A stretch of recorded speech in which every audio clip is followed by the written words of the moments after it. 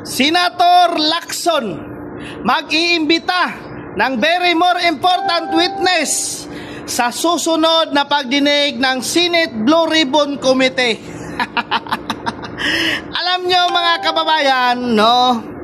Para sabihin ko sa inyong lahat, kahit sino pa po nga pinaka-importante nga state witness ang imbitahin dyan sa Blue Ribbon Committee, walang mangyayari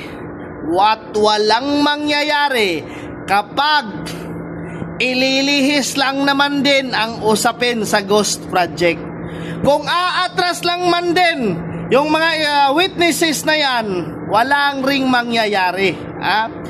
Sino pa ba ang pinaka-importanting witness na kailangan po natin? DPWH, andyan na. Diba? Mga sangkot, andyan na. Yung mga bagman, andyan na. Napakarami po. Mismo, Senator Chis Escudero, kinanta na ang mga scripted na yan. Lahat-lahat po, andyan na. Ang kailangan na lang ho, ipatawag, imbestigahan, tanungin kung dapat tanungin, ipasagot sa kanila ang dapat nilang sagutin, litisin kung sino dapat ang litisin, ikulong ang dapat ikulong sa lahat ng involved sa Ghost Project. Yun po ang dapat, no? Napakarami po.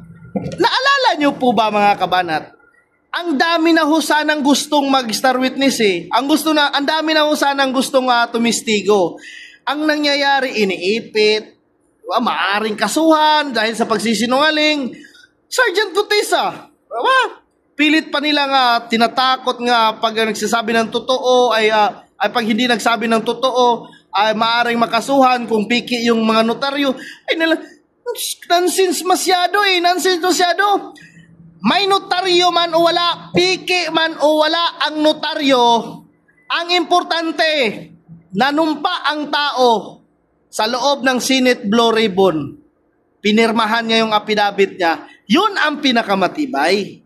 Hindi na ho natin kailangan lihis-lihis pa. Dahil alam naman natin, yung abogado, kahit saan po tayo, pag nagpanotaryo po, ay yung mga staff lang talaga yung nandyan. Wala kang makikitang abogado dyan. May maraming mga agent pa nga dyan sa labas. Panotaryo boss, sir, panotaryo.